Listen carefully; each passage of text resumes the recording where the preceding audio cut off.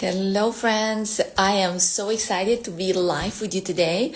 And I have Anya, Kit, and Declan joining me here. So we'll share. There we go. Declan is ready. Um, we will talk about the bridge event. Bear with me for a second while we gather all the technology. The bridge is a 1-day immersive experience here in Charlotte that men and women, hello girl, that will help men and women gather together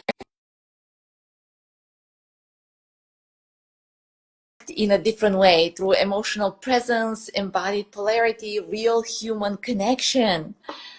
And Hello, hello. making technology work. I know. I see Declan is trying to join us as well. Yes, yes. Let's see. So we are going to accept. Okay. And okay. So, oh, there he is. There's Declan. Hey, how's it going? Hey, Love welcome. technology. And yes, yeah. How are you guys? Well, thanks. How are you? Yeah, excited to share a little bit more about our event. We had a great time at the Flow Fest, sharing with everyone, and everybody has been asking me, like, so, okay, men and women, what are we gonna do? Mhm. You'll have to come find out. Oh my gosh, we're gonna reconnect. No, we have a lot of activities that we're going to be doing. We'll start solo, so men and women separate, and then we will reconnect together, but we can't give everything away. No, we We're going can't. That's right. Okay, and Kit is here. Well, let me, uh, Declan, maybe you can text him that he needs to join Hmm. Instagram. Yeah, because he's looking for a link. And we talk different ways. You guys, technology definitely is supportive. We just bear with us a minute or so, um, and we'll get you there. There we go. We have Tasha joining, and Jen is here. Hey, Lauren. It's Lolo Bungalow. Yeah. Jen. Hi, Jen. Hey, Tasha. Mm. Yes, yes, Kit, we are live. I'm getting his messages. Mhm.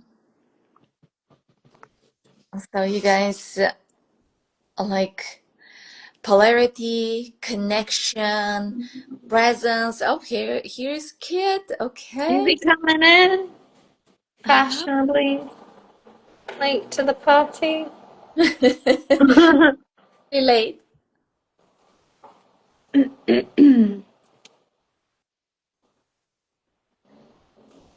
Okay. Thank you for the support. Yes. Tashi is one of my goddesses.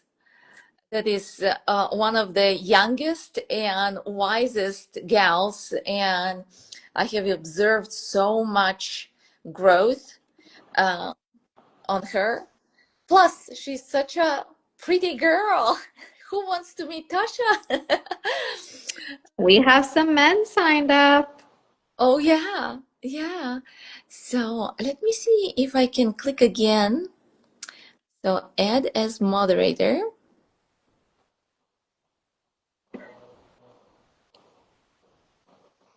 So Okay. let's start for anybody who hasn't seen our posts, hasn't been tracking along with what the hell this is. Kit Hi, just Kit. joined. Hey, Kit. Hey, So everybody. now we have all the facilitators We here. do. The dream team is here. Yeah, I was just dropping into a little description around who we are and what we're doing, and Kit and I have done some work together in some men's spaces, and the women on this call as well have done some work in the dance space and the women's empowerment space. And we all decided to come together and see what would happen if we created a space for both men to explore themselves and their essence and their presence and their primal energy, and women as well to dive into goddess mode and their softness and their radiance. What would happen if we really honed in those skills or honed in those energies? There's a lot of feedback. I don't know where it's coming from, but what would happen if we really primed those energies really beautifully and then came together in a space where we could honor and presence and treasure the others that are with us on this beautiful journey?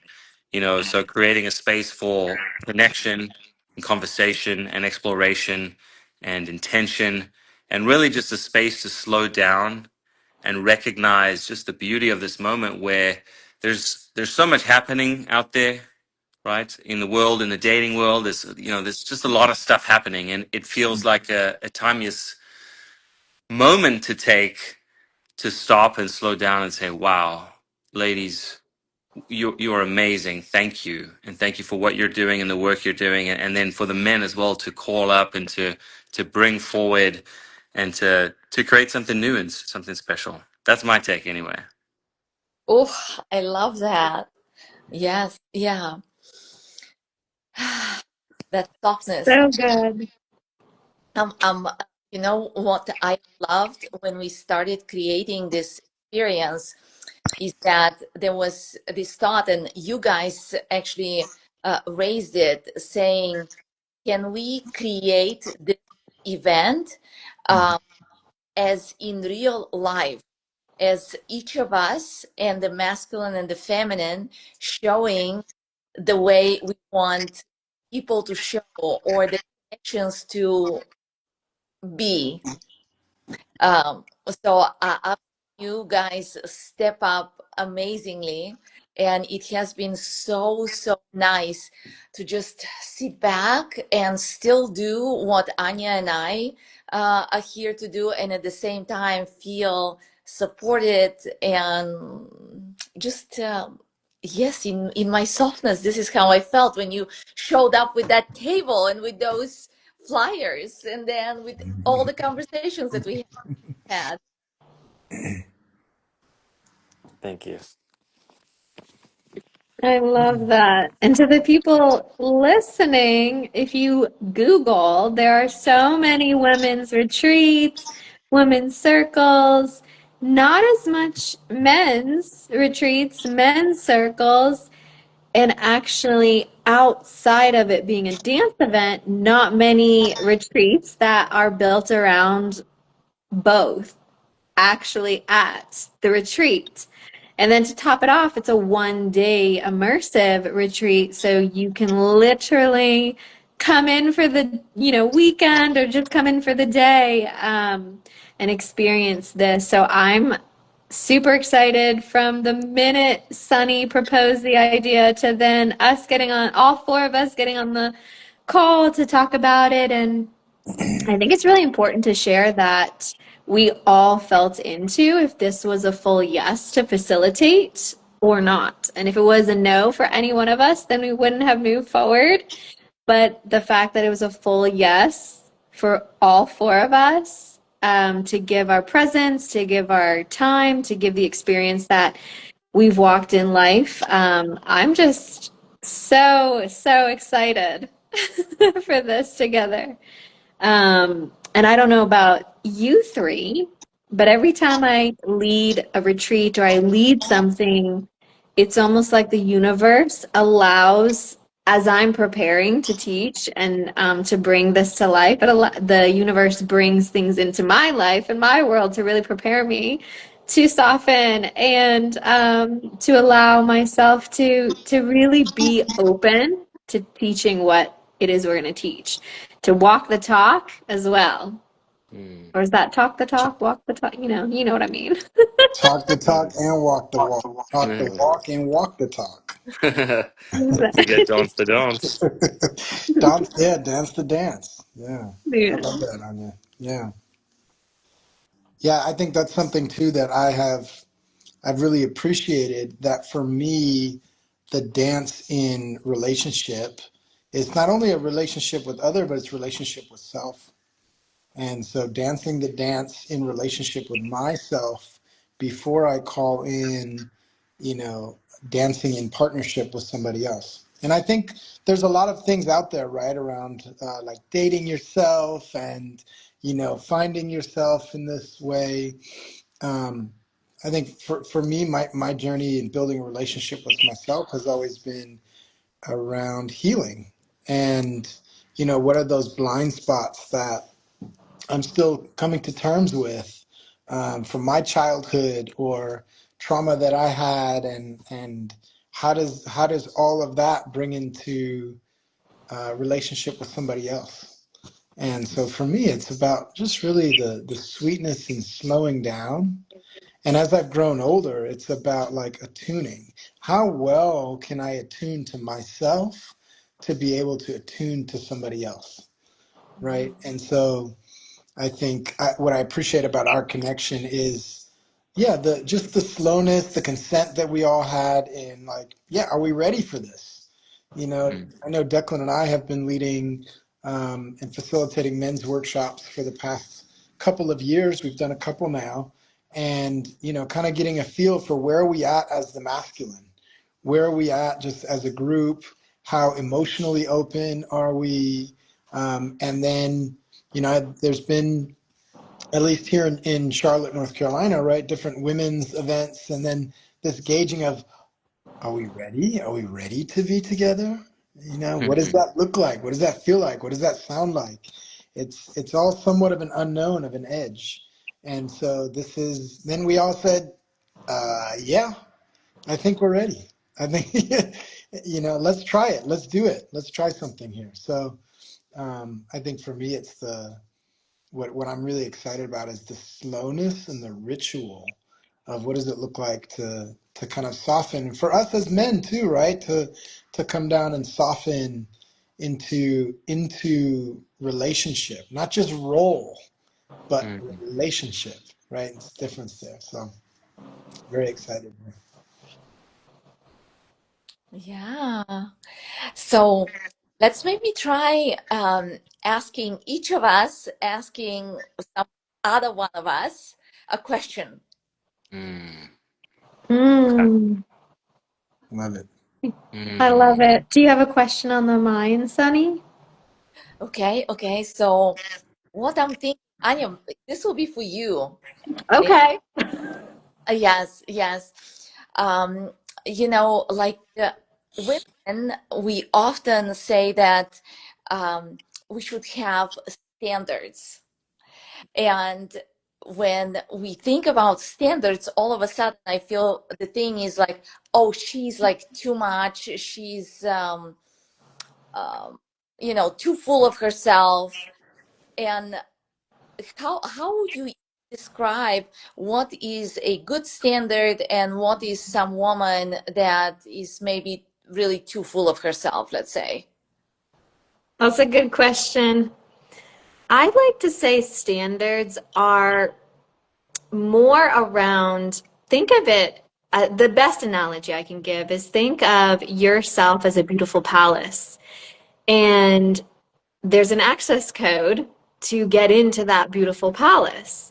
And there may be some packages that just make it to the, front door and you never bring into the house. Some visitors that you are okay to have tea with at the front porch, but not to come into the home. So standards are essentially your filter system to who you allow in your life. And standards, we think of them in a romantic context, but they're actually across the board. It's a cover up in a way for really what you value in life.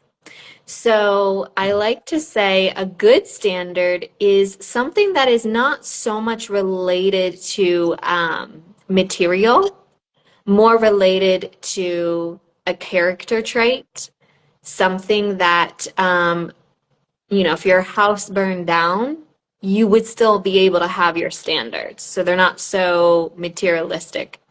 If they're materialistic, That's usually when we say they're a little more full of themselves.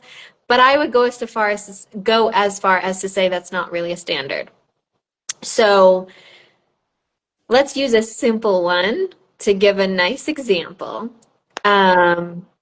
This came up actually with one of my clients. She said, I really prefer on a first date, for a man to pay for dinner.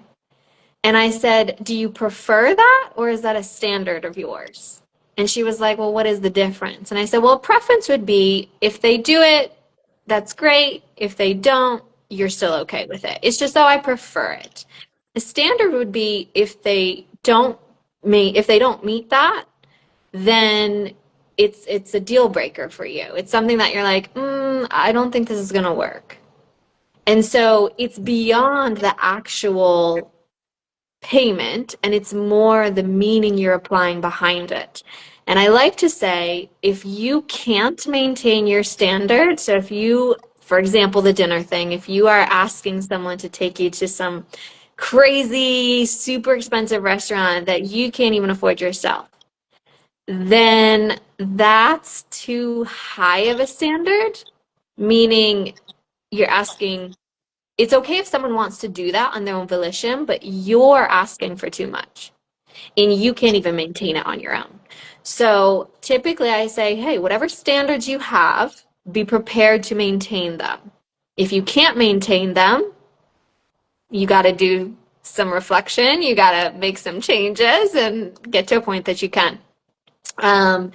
A big one that comes into play that people forget as a standard is religion. So if you are religious, maybe you are Muslim, Christian, whatever it is, that standard is going to filter out people that are not that religion. So if it's something that, hey, my standard, I need to marry someone who values Christianity, values, Muslim, whatever it is, that means you're not going to entertain people that don't value the religion type that you maintain as your standard. And this is where we end up in the situationship world where our standards go on sale.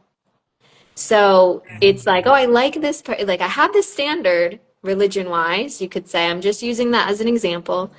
Oh, but I really like this person and they're outside of my standard, but I'm still going to give them time. Now you're going to run into trouble. And 3 months later, you're going to be booking a session with me asking how to convince him to take you out, how to convince him to be your boyfriend. And I'm going to say, change the man by changing the man. So all of that to say, standards should be built around values that you already can maintain in life. And if your standards are built in, let's go to the extreme. Oh, I only date men who take me on a yacht. That's a materialistic standard. Or I only date men who own a yacht. That's a materialistic standard. And that's a very extreme standard. I used to live in Miami, so bringing that up. So that's the difference. A preference is I could have it, I could not. It's okay. A standard is locked in, not negotiable. I don't give time to people who do not meet this standard. It's really that simple. So, yeah, standards go on sale. Yeah, no standards on sale. That's where we run into problems. Now, I will caveat this, that if you have a standard, speaking of standards going on sale, and you decide you personally are going to remove that standard, here's the thing. Standards are never about the other person, and they were always about ourselves. So if I have a standard that I really value promptness, and I decide I like this person, you know what, I'm going to remove that standard. What that means is I cannot complain when that person is continually late because I removed it. I didn't implement it.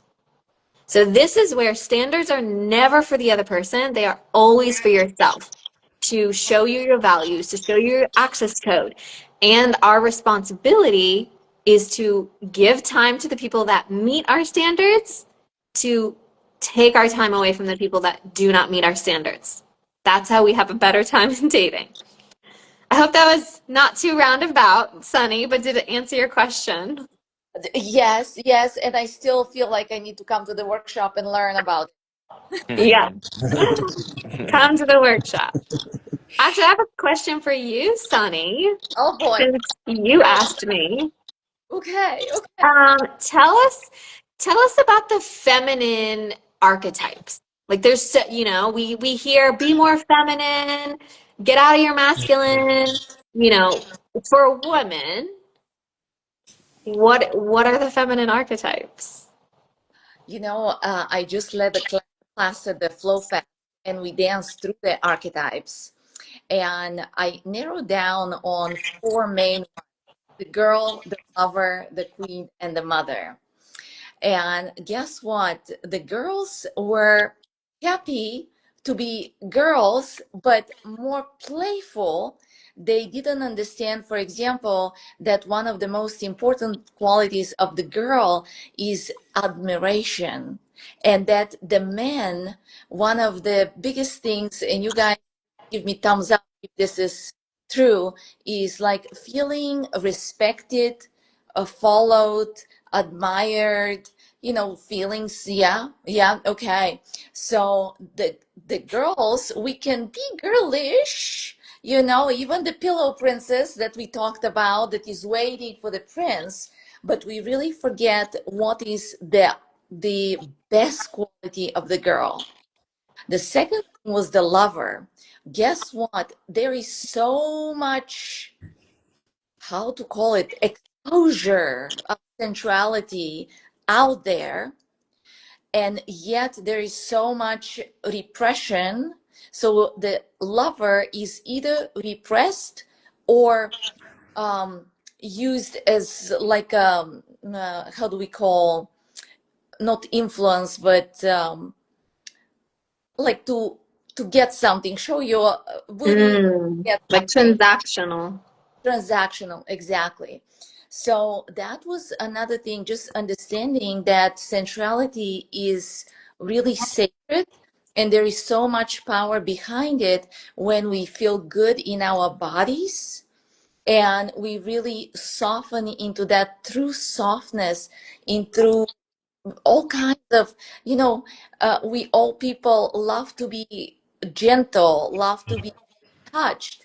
And it's not about showing with the skimpiest outfit, it's actually feeling good in my body, liking myself before I want the men to like me, if I'm right. So then the third one was the queen. Everybody felt that, oh yeah, we got the queen. And right. And then the guys are like, well, if you are so good and you got it all, and you're so fabulous, they feel, why do you need me then? Right? Yeah, if we are so much into, look at me, all my degrees and all my jobs and all my money and all my this and all my that. Yes, yeah, fantastic. At the same time, I come out as one that is not looking for that relationship, that doesn't allow for that masculine and feminine polarity. And the last one is the mother. And we often tend to either overly take that role and mother our partners as well, or we become the martyr where we really like give, and dry ourselves out, and then nobody benefits. Because when we grow up, all we want is to have had happy parents, not the ones that gave everything for us, and then they want, from us back. I get so much. Now you have to live your life the way I'm gonna tell you how to live. So just being in that nurturing energy without over mothering. So we're going to discuss all these light and shadow qualities, so that as women we can have full spectrum um, of womanhood in its lightest quality. Mm. Lovely. And something came to mind, Sonny, as you were sharing about the queen too, that I feel like a part of me may react in intimidation from the queen. However, I do think that the queen is also an invitation for the king to come online, because that's the equal counterpart, right? Mhm. So if I notice there's a part of me that's, wow, intimidated by this very powerful regal presence, it's really showing me, okay, wow, there's an unintegrated boy side of me that really wants to step into the king, because the king is the equal weighted counterpart for the queen Love energy. that. Yes, please. This is what we want to hear from the masculine. Yes. Yes, Mhm. Mhm. yes. So Declan, then I have a question for you, which is I'm wondering if you can talk a little bit about some of these masculine archetypes, since you just heard about the feminine. There's that popular book, King, Warrior, Magician, Lover. That's a very popular framework that people use. So I'll go with that, and we'll start with the king then. Um, yeah, as I said, the king is the counterweight to the queen. This is the governing, the sovereign, masculine presence. Really, it's deeply in the heart of what it means to be a man. At least for me, is presence, right? So we have these poles within the archetypes. We talk about toxic masculinity or shadow archetypes and things like that, and we all have these parts, right? But really, it's being in presence, and what Kit mentioned earlier about attunement, to be able to bring through very balanced, and the right expression of the masculine. So the king is, for me, the overarching softness in leadership, right? It's that attuned, present leader that can lead with strength but without control. And I think that's the difference, right? It's the king, a king that is leading by fear or control is really not living in a true awakened or conscious masculine or conscious king energy. It needs to be something deeply driven by presence and service.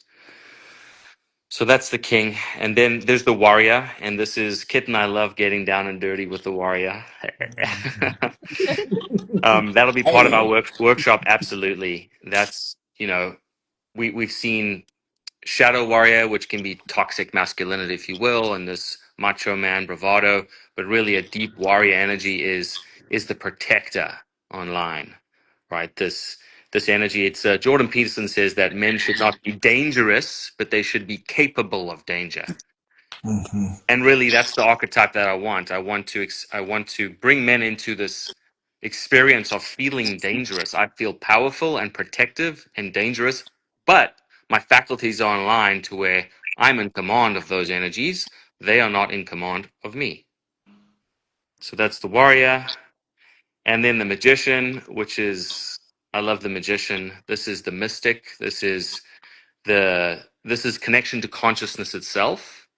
So feeling into the mystery of consciousness, of nothingness, just the depth of all that is, right? And the shadow version of that can be someone that's lost in these places of ennui and just kind of moving all over the show. But a magician that's online, you will really feel his energetic strength come through timing. He understands what it means like to weave and move and attune and pull back and move forward and go big and go small and go loud and go soft. That's the magician. He's moving energy and he's creating spaces for the feminine to flourish. King, warrior, magician, and the last one is lover. Mhm. Mhm. And it's beautiful that yours also was lover, Sunny. And really, this is the connection to the man's heart and the seedbed of presence itself. And so, when the feminine or women can feel a man is connected to his heart, then there's so much more range to what the lover can bring through. I Right? got bumps. I know, me too. I'm like falling in love. Mhm. Then a man can be in his So in his sweet. full essence, his masculine essence, without having to play small in order to curate an experience that's not scary for the feminine. So it's, if I'm attuned to my heart, I can really express myself in a way that's just beautiful. Mhm. Mm. Choo. I Yes, love when you speak, Declan. Thank you, so, brother. so You have an good. You, articulation that is you put me just, on the spot there. Damn. yeah. That's right. Okay. And now for you, Kit, I want to know how you would describe the difference in our workshop, in terms of the experience you would expect people as singles that are coming to the workshop, and how they would explore themselves and the container and the workshop, and what would the experience be like for couples? Hmm. If you can tap into that, my friend. Yeah, absolutely. I think there are some similarities and there are some differences, right? So what our workshop is going to look like is splitting. So we'll arrive and we'll do some ritual work. Setting the container in the space, setting the safety, the boundaries, the limits, what we will and won't be doing, kind of warming up. And then we're going to split the container and we're going to be masculine and feminine containers for a couple of hours. And so in that, we'll be doing our own. So Declan and I will be leading part, and then Sunny and Anya will be leading the feminine part. And both of those workshops will be about cultivating our own essence and energy. So, what does it look like and feel like to cultivate a true presence, to cultivate primal energy, to cultivate the bringing the dangerous online, and then for the women, right, bringing that queenly energy online, the sovereignty, and also the girl and the lover, and mixing all of those things, right? And then we're going to be bringing everyone together and be doing some relational magnetics with each other. And so I think if you're single, right, it's about what are you looking for in your life? Are you looking to integrate more into your heart to bring somebody in? Are you looking to integrate into your heart to heal a little bit? What is your intention? So I would say for singles coming in, this would be great to cultivate a little bit of an intention coming in as to what it is that you want to exactly work on in here. Either way, we're going to be connecting into our hearts and exploring and learning more about not only the archetypes, but then also like what are you bringing in, right? What kind of life force energy are you cultivating here that you're bringing in? How to be of integrity with the energy that you're walking with, right? Because I think Anya, you mentioned like all of these various energies, and then actually being integrity with it, right? Being in integrity with your standards, Hmm. being really upholding those, right? And so I think then for couples, it's an opportunity to do that work with the person that you're in relationship with, right? In an intentional way, setting aside time to do that. I don't know if you all are like me. Sometimes in relationship, we have so much going on, and cultivating that ritual space, it can be an edge because when you get into that ritual space, you realize, oh, all the hidden things, all the things that we wanted to push away and ignore, and you're like, nah, that's for a different day, or but I like you so much, or you know. So I think this is an intentional space to really sink in and be vulnerable with one another. Be vulnerable with one another about, yeah, what are some of these edges? Like, it, how is our alchemy, right? How is our masculine and feminine polarity? Are we matching? Are we not? Can we simply sit across from one another and eye gaze with each other? Can we be in presence? Can we be in slowness? Right? Can we be in alchemy? Can we be in intimacy?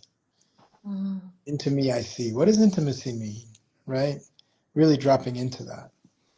So an opportunity to do that with someone that you're currently cultivating a relationship with is beautiful. And if you're single, God man, come cultivate that with yourself. Cultivate that intimacy with yourself. Because that from that point is where we're able to invite intimacy with one another, right? Mm.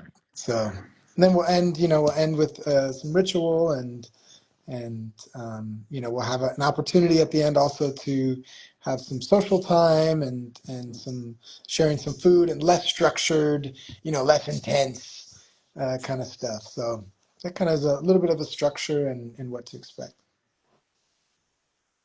Awesome. Amazing. Thanks, Kit. Hmm. Yeah, yeah. Mm. Like also couples can see each other in a new light, Hmm. because often we fell in love, we sparkles, and then you kind of became mundane, and then you see them through different, through experience, like you're like, oh my God, I do like you, and I'm in love. Mm. Sparkles are flowing back in. I was on a walk today at this park, and then I sat down and I was people watching for a little bit. Just kind of the nearby sidewalk and people walking, and so many people in their phones that the ones that were not in their phones stood out to me more. And I feel that whether you're in a coupleship, whether you're single, whether you're in a situationship, you know, basically wherever you are, I do feel the principles that you will be able to tap into and expand into and practice will be life principles that will affect you after the workshop. And so, just my encouragement leaning into that curiosity that, a lot of times we want certain things, but we aren't willing to change and we keep getting the same results. And so this is really an opportunity. It's one day. It's not a whole entire weekend like Sunny and I did. Our last retreat was a whole weekend. This is one day. So I think the price point that we have, it's a massive value for what you're getting. And to have four facilitators with you and to integrate solo, to integrate together, I just feel it's an opportunity that, clear your schedule, show up, make it happen, because I think you're going to be so freaking glad you did. I can definitely tell you that. Yeah, yeah, there is so much more to just meeting people. Life benefits. Mm-hmm. Does someone want to answer if someone is interested to register? Like, what's the go-to? What is the next step? So the best thing is, on all of our bio, in our bio links, the link for the event is there. So look for the bridge and you will find it. And you click there and you sign up, and you will see we have men's ticket and women's ticket. So you choose which one you're going to be that day. And that's it. And you show up. You just show up for yourself. Mm-hmm. That's right. And I would say if you're feeling like, I don't know, like I want to, but I'm not sure, like what is this? Like what are all these like words and relating and intimacy and what really what's going on here?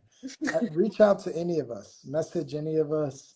Would be happy to have a one-on-one conversation with any man that's out there that's feeling like maybe this is an edge, being in a space like this. Is this for me? Should I be in a group? Is this Let's reach out, and would be happy to have a conversation. I know any one of us would be more than willing to talk further about it. Mm-hmm. And all of us are very experienced facilitators. We have taught many events. So we will make everyone feel comfortable. Everything is by choice. One of the frequently asked questions is like, if I'm shy, will I be put on the spot? You may be a little bit challenged to show up. And that's a good thing. But no, Mhm. and our goal is always to make everybody feel good. That's right. The nudity is always optional. That's a Maybe joke. That's a joke. that's a joke. Let me just clear that for some people. Not a nude One of event. the You will sign up. You never know. yeah, and we, our vision in offering this was, for people even that aren't super, super deep into, kind of like Kit said, if you're like, what are all these words? Like, that's a great thing. That's a good place to start where you can expand your vocabulary, give it a shot, give it a try. And in the workshops, yes, we will challenge you, but we will also encourage you to tend to you. So if there's something that you don't feel comfortable with, it's completely okay. You can let any of us know. This is not our first time in working with many, many different people. So know that there will be a super safe space, and we want you to tend to you. I love to say in everything that I facilitate or guide, it's not that I've tapped into some magic potion that you can never tap into. It's you can too. I'm here to help guide you there, to help, remove some blinders and to bring you into that space. We all are. But in doing that, tending to you and meeting yourself where you are, completely welcomed, completely encouraged. And we would love it. If you're a little nervous, we would love for you just to reach out and ask a couple questions or be that go for it. Jump in and give it a shot. Mhm. Declan, you want to close the show for tonight? Mm,